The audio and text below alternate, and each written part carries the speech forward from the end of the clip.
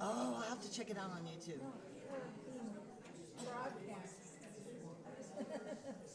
Mary, is this your hat? I signed up to bring flowers for the altar. Is one vase of flowers enough? Well, I can't really, I don't think I have enough flowers for two. They're not going to be real, they're going to be fake flowers. Okay.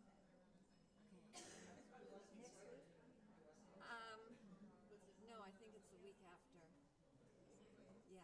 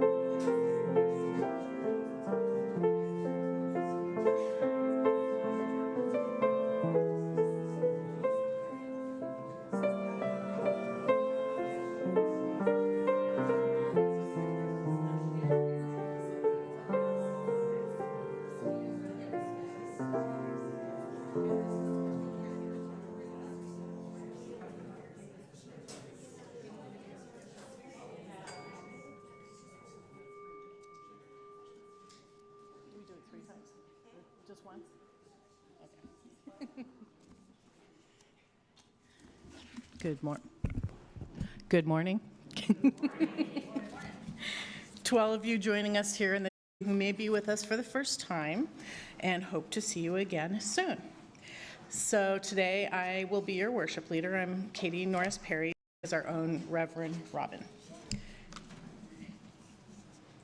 Eastrose Fellowship sits on the occupied territory of the Clackamas Chinook people who were forcibly displaced from this land to the Grand Ronde Reservation in 1855. We acknowledge the sacrifices endured by the ancestors of this land and that our presence here today is only possible because of the injustices committed against them. We recognize the inherent sovereignty of the Chinook Nation and Confederated Tribes of Grand Ronde, who carry on the traditions, history, and legacy held by their ancestors from time immemorial to this day. We seek meaningful relationships with these communities that foster repair. Okay, let's take a moment now and greet each other here today, both in the chapel and online. Let's start by standing and facing the cameras by the clock on the back wall and wave. Then turn to your neighbor and say hello.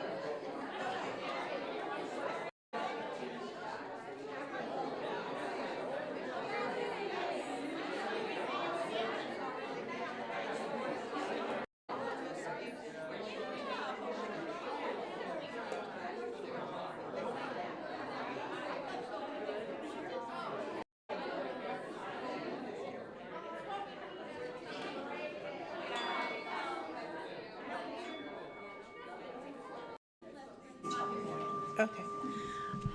We will have a potluck this afternoon after our service, and so you can continue talking.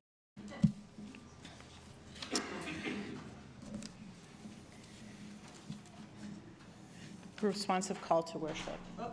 Too much time off. Why Not a Star by Margaret Gooding. And so I will read the yellow part, and you will read the white part. They told me that when Jesus was born, a star appeared in the heavens above the place where the young child lay. When I was very young, I had no trouble believing wondrous things. I believed in the star. It was a wonderful miracle, part of a long ago story foretelling of an uncommon life. They told me a supernova appeared in the heavens in a dying burst of fire. When I was older and believed in science and reason, I believed the story of the star explained. But I found I was unwilling to give up the star, fitting symbol for the birth of one whose uncommon life has been long remembered. The star explained became the star understood, for Jesus, for Buddha, for Zarathustra. Why not star? Some bright star shines somewhere in the heavens each time a child is born. Who knows what it may foretell? Who knows what uncommon life may yet again unfold if we but give it a chance.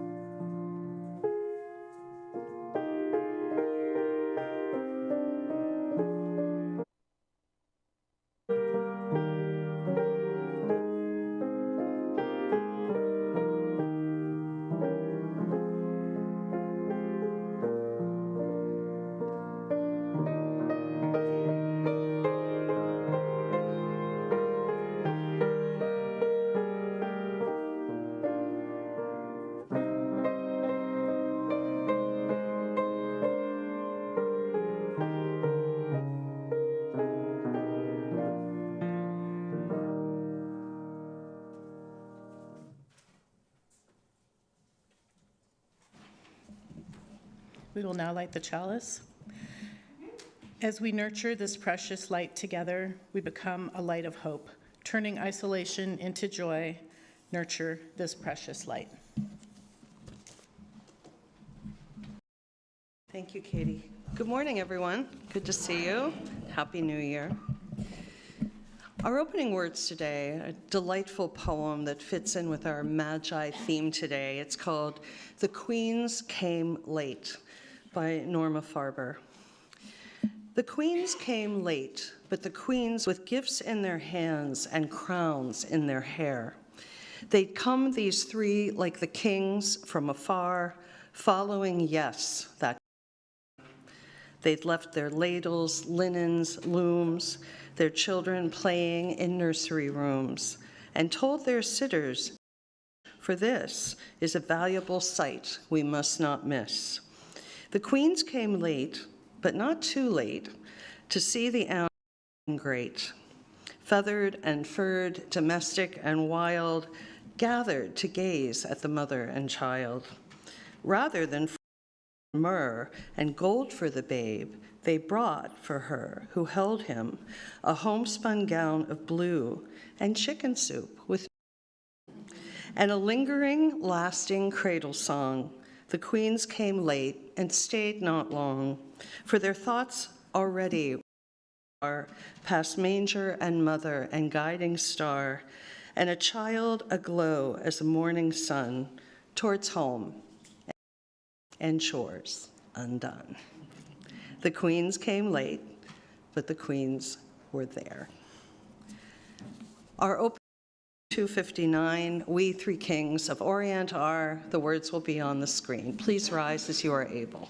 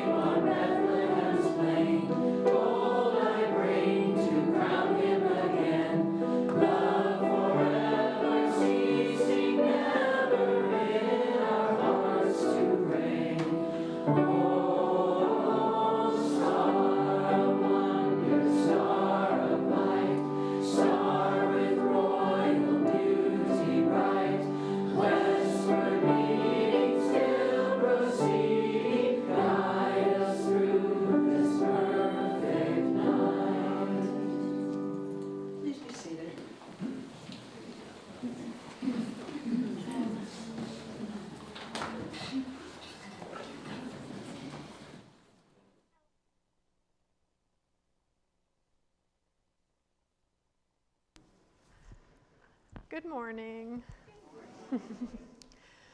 Today's story introduces us to Molly Lou Mellon, a small girl with a big voice.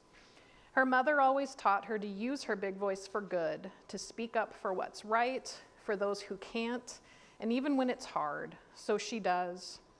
Maybe you do too. Maybe you've helped a friend who was sad or chose to tell the truth even though it was difficult. This is what we call integrity, listening to that quiet voice inside that helps us choose what's right. Integrity is like a compass that guides us to build a kinder world, starting with how we treat each other right here in our community.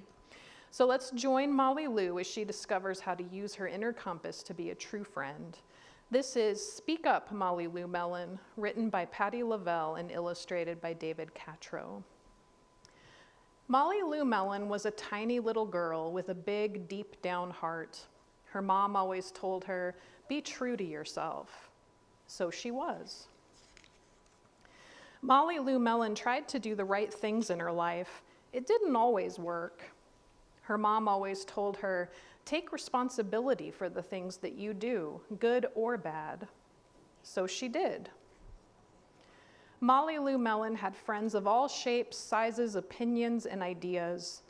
Her mom always told her, accept people for who they are and listen to their ideas, even if they're different from yours. So she did. Molly Lou Mellon had a loud voice, and she chatted, jabbered, and gabbed all the time with her friends. Her mom always told her, you have a strong voice. Use it to speak up for anyone who might need your help. So she did. In the fall, Molly Lou Mellon started school again with a big yellow backpack and a huge toothy smile for all of her friends. She sat with Ronald Durkin and Gertie in the front row of their classroom. Bettina Bonklehead snickered at them and cooed, Molly Lou and Ronald, kissy kissy, boyfriend, girlfriend. Molly Lou Mellon stood up and told her, we are friends.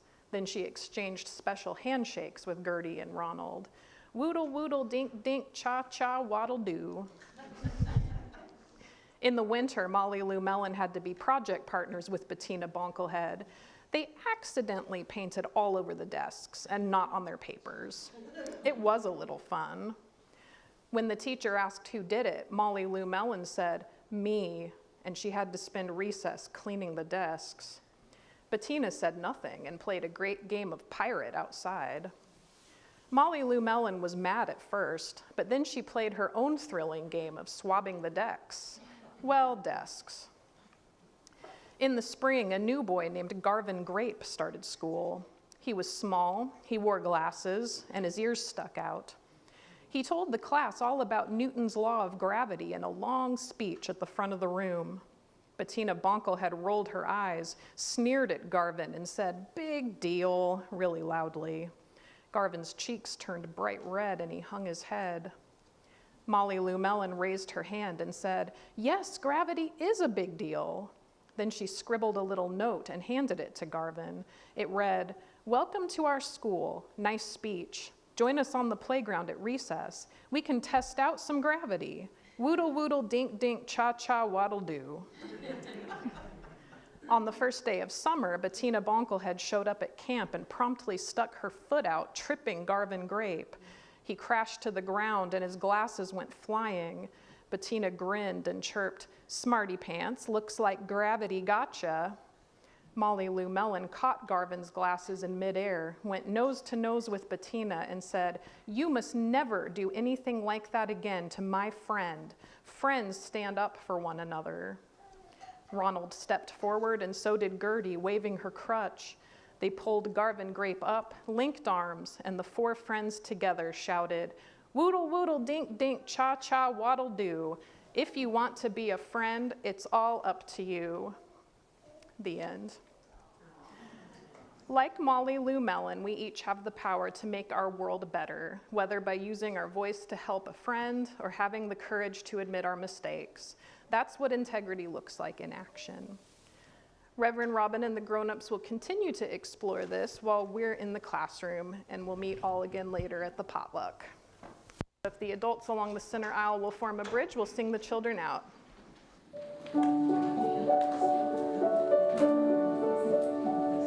We hold you in our love as you go, as you go. May your heart be at peace as you go.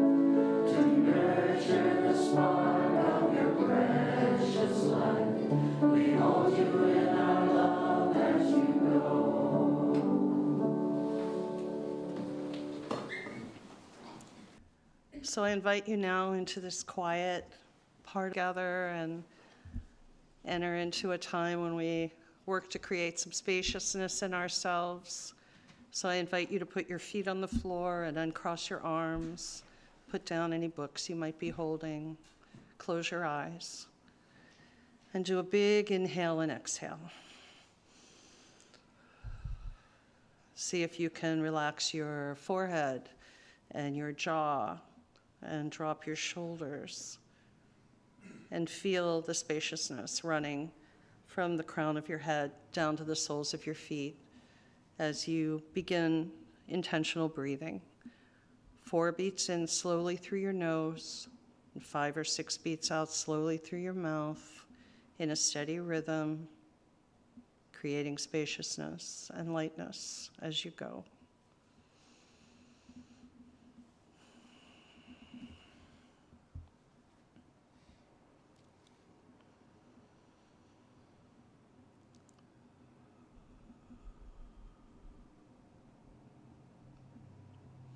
Where do you hold tension?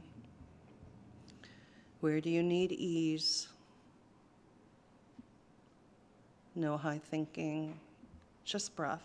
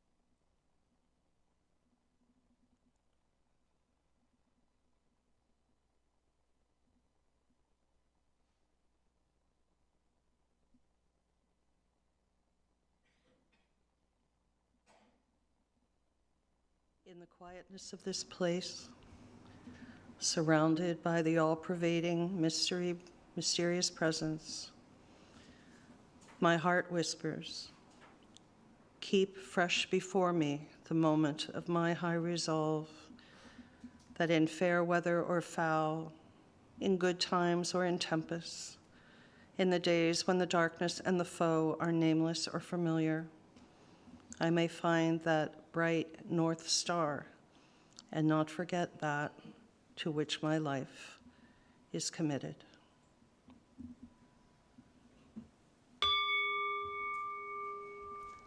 Slowly come out of your breathing and come back into this room with one more exhale.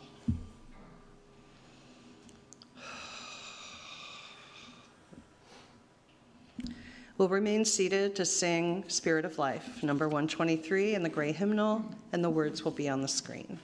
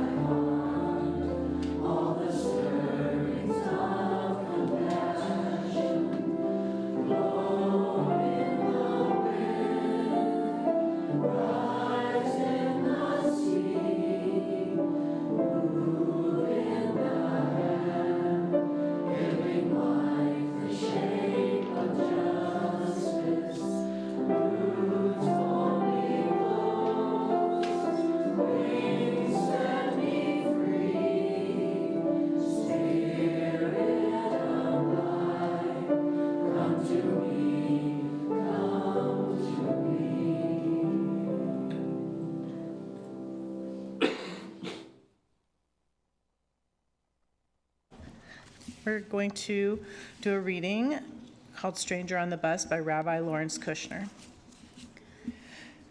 A light snow was falling, and the streets were crowded with people. It was Munich in Nazi Germany. One of my rabbinic students, her great aunt Susie, had been riding a city bus home from work when SS stormtroopers suddenly stopped the coach and began examining the identification papers of the passengers. Few were terrified. Jews were being told to leave the bus and get into a truck around the corner. My student's great aunt watched from her seat as the soldiers systematically worked their way down the aisle. She began to tremble, tears streaming down her face. When the man next to her noticed that, he politely asked her why. "I don't have the papers you have. I'm a Jew. They're going to take me." The man exploded in disgust to curse and scream at her. "You stupid woman," he roared. "I can't stand being near you." The SS men asked what all the yelling was about. "Damn," shouted angrily. "My wife has forgotten her papers again. I'm so fed up. She always does this." The soldiers laughed and moved on. My students said that her great aunt never saw the man again. She never even knew his name. You are going when you stumble onto something that has your name on it, or, to be more accurate, a task with your name on it, finds you. It requires inconvenience, self-sacrifice, even risk. You step forward and encounter your destiny. This should assume every risk or make every self-sacrifice, but it does mean that you must tell yourself the truth about where you have been placed and why. You do not exercise your freedom by doing what you want. Self-indulgence is connected to everything else, and everyone is ultimately everything. We can blame nothing on anyone else. The more we comprehend our mutual interdependence, the more we fathom the most trivial acts. We find ourselves within a luminous organism of sacred responsibility, even on a bus.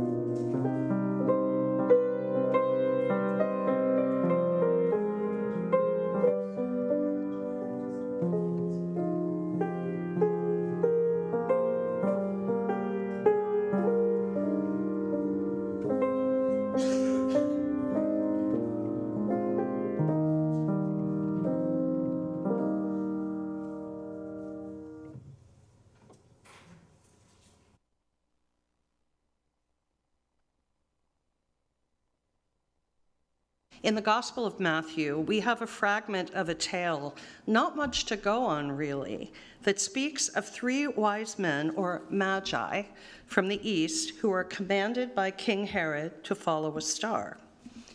Each carries, in the words of Matthew, they set out, and there ahead of them went the star that they had seen at its rising, until it stopped over the place where the child was.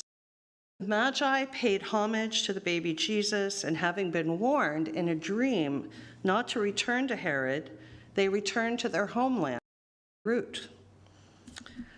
Much has been made of the Magi and their journey in song and story and legend and theology.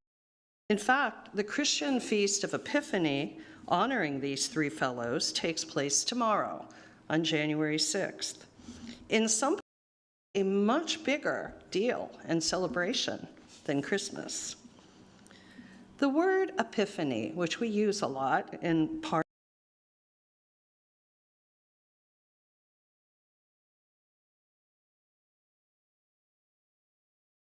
GPS, mind you, we don't know.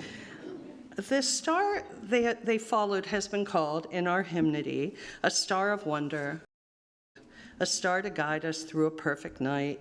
It is a star of truth in which every searching eye divines some partial glimmer.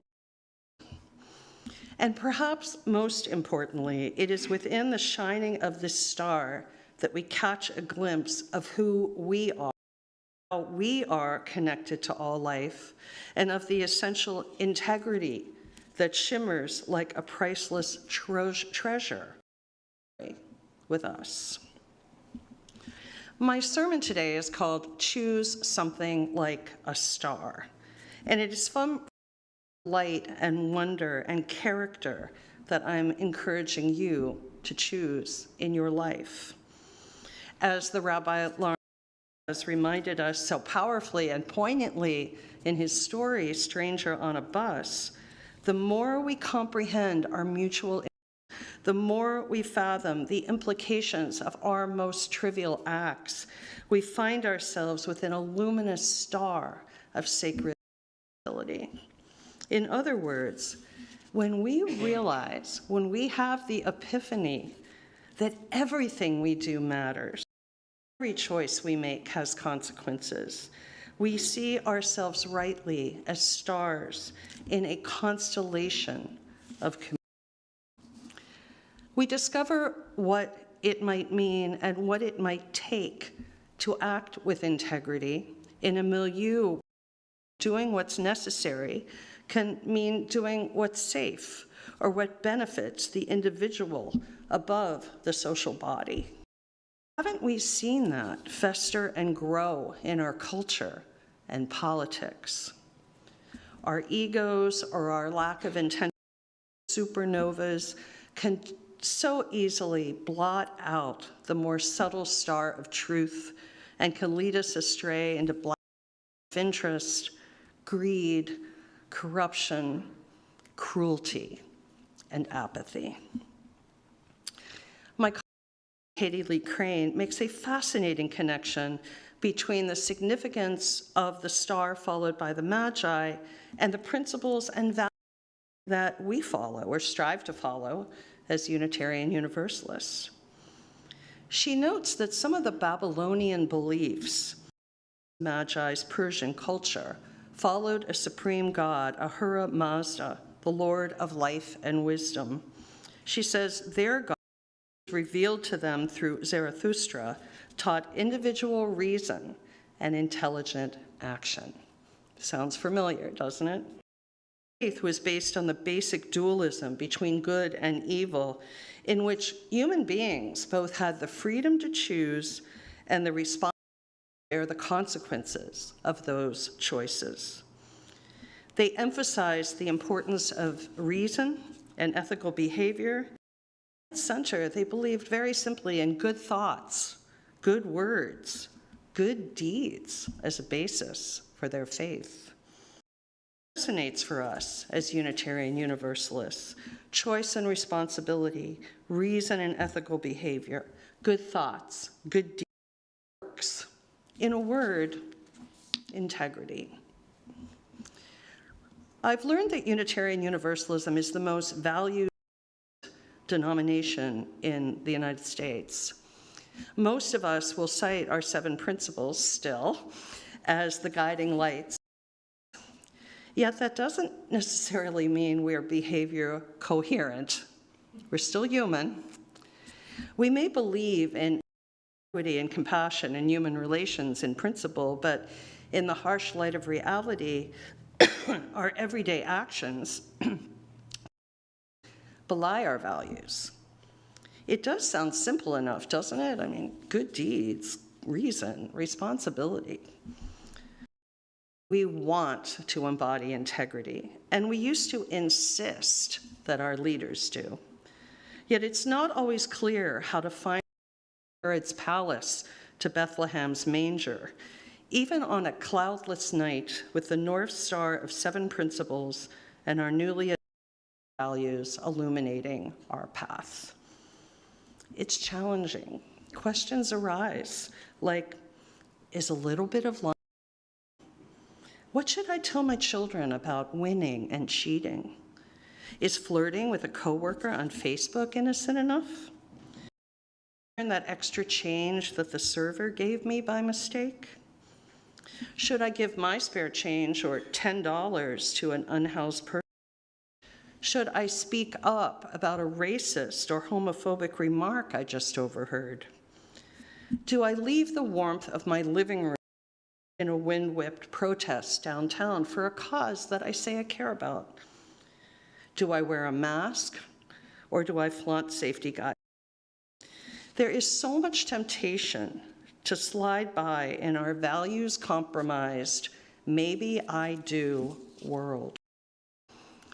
In his book entitled Integrity, which was written way back in 1996, but was quite prescient, the scholar Stephen Carter, we as a nation have lost our understanding of integrity.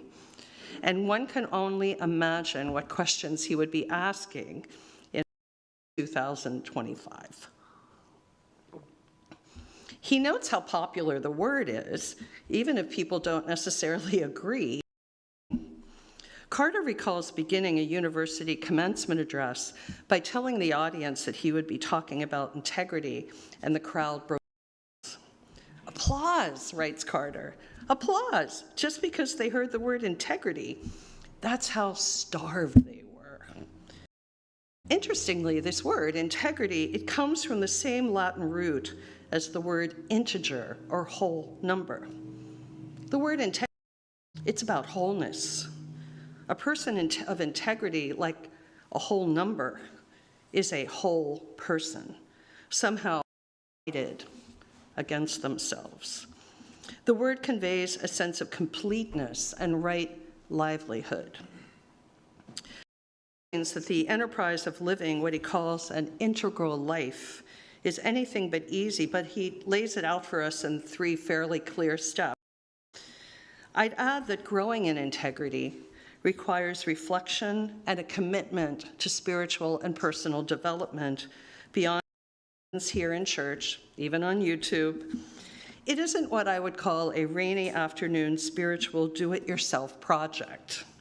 The first step, explains Carter, is the act of discernment, during which we deeply consider what is right and wrong. This discernment is a lifelong process of integrating one's values and beliefs and responses in the world. Once we've discerned, we're asked in the second step to act on what we believe, even if it is at a personal cost. We must translate our beliefs into some sort of courageous action. And lastly, the hardest step, the willingness to openly to our principles, to state boldly, for instance, I'm doing X because I believe Y, because I am a Unitarian. In an opinionated, corrupted, and damaged society, driven by conformity theories at one end and some cringe-worthy overwokeness at the other end, this may not be easy. It's not only stating what we believe and why, but being open to hearing how others interpret integrity and principle, even if it's obedience to God or ideas we might consider quirky or even offensive. It may ask engagement over agreement, as difficult as that has become in our divided society. Points out, we usually know what is right when we listen to ourselves. The impulse is there. Buddhists would certainly nod with that notion. According to classic Zen teachings, integrity isn't a ourselves to fit abstract moral ideas of what should and shouldn't do, but rather responding to life grounded and authentic way. It's not out there beyond ourselves. There's integrity, it's out there. It's spontaneous naturalness.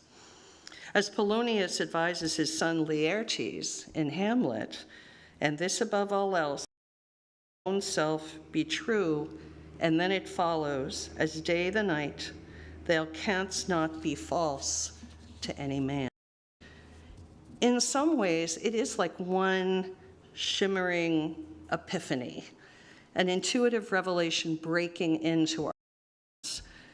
Yet when we have become disconnected from our genuine integrity and no longer trust our natural or basic goodness or the of our heart, then we resort to external concepts of righteousness and see where that has gotten us at a cult.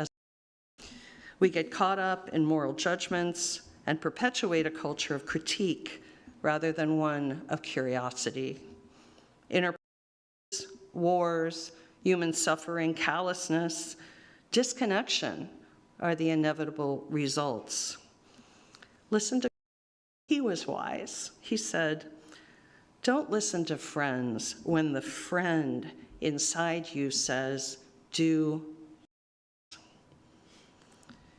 The fabled Magi had a relatively glitch-free journey, but still needed to decide to do. They did what they were asked to do, and their outing appears to have been a relatively quick excursion, seemingly without foul-ups, distractions. Casper, Melchior, and Balthazar. They came, they saw, they gifted, they went home. Let's eat. Now, this tale has meaning for us because it tells the story of the human Jesus that we admire, rather than the story of that is really no longer part of our UU theology. So we lift up this tale. This is important to us too. Normally liberal Protestant denomination. But a far more gripping yarn involves a fourth Magi, Artaban. You've probably never heard of him because he never makes it to Bethlehem. And no, he's not real either. He follows another star, and his fictional tale is told in this wonderful little book called The Other Wise Man. It was written in 1890 by a Mr. Henry Van Dyke. Artaban, the median, doesn't listen to his three better-known colleagues. The friend within who says, do this. He's integrity personified.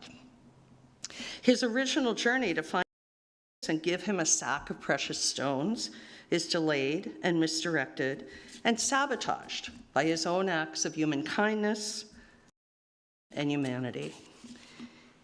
He gives one of the jewels to help a beaten man recover his health. He relinquishes innocent children from being slaughtered. He sacrifices others to feed the hungry, clothe the naked, and visit prisoners. He arrives in Jerusalem exactly 33 years later, at the time of Christ's crucifixion, and offers his only to buy the freedom of a slave girl. At last, as he meets Jesus on the road, Artaban protests that he no longer has a gift for him. Chiding him, Jesus thanks him for his many priceless gifts of doing what was necessary, regardless of the cost. What we do is immortal, Jesus tells him. But of course, Artaban knew that all along. As he pilgrimage 33 years earlier, he explained to his son, it's better to follow even the shadow of the best than content with the worst. And those who would see wonderful things must be ready to travel alone. Integrity, walking nobly in a lonesome valley. We may need to do just this in the coming 4 years, but not walk alone, walk together, and not in a lonesome valley, but here at Eastrose. Family stability, culture, active lifestyles, and education.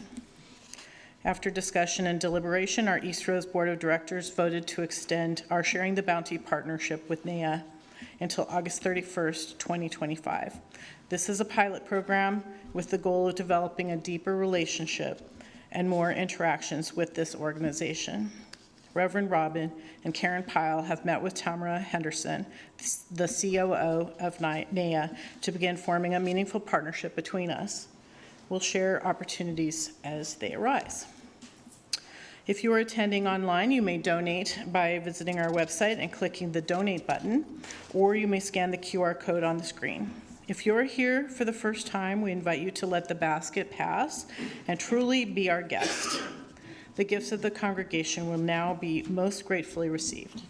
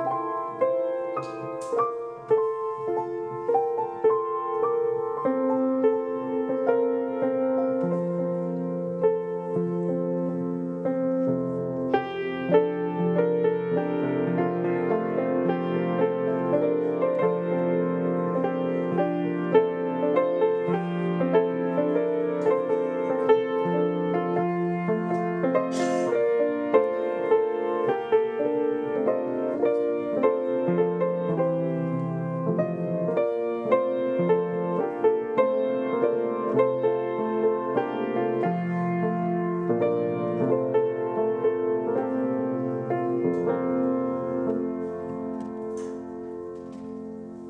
remain seated and sing our song of gratitude, number 1010 in the Teal hymnal. We give thanks. The words will be on the screen.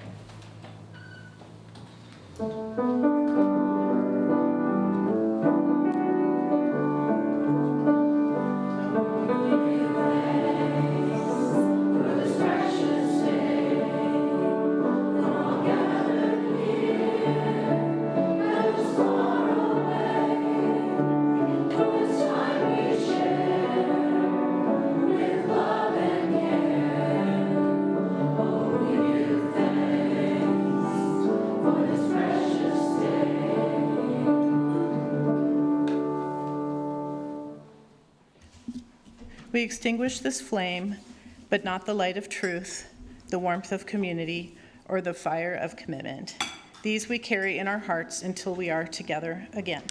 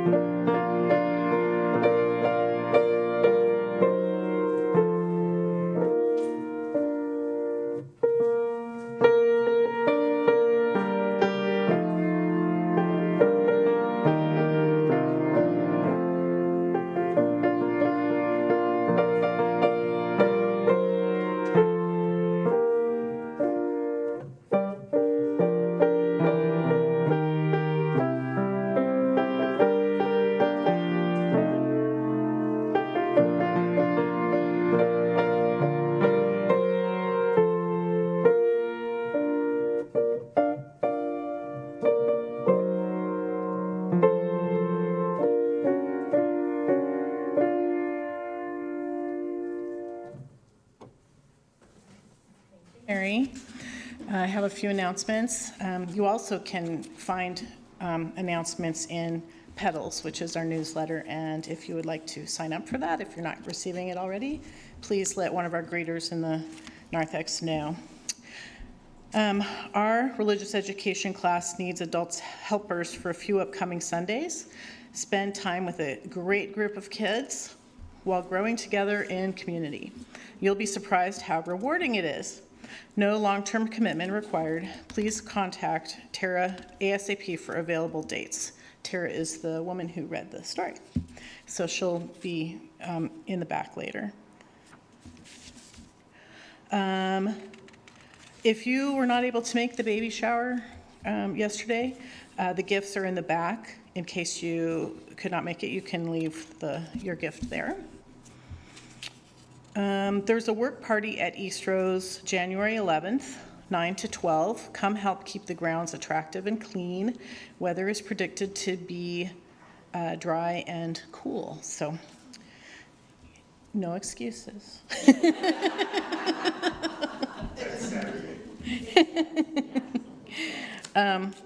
There's a snowcap work party on January 10th from 3 to 5. Come join the fun. Keen is the last two announcements, and so you see him for more information. I think that's it. Thank you.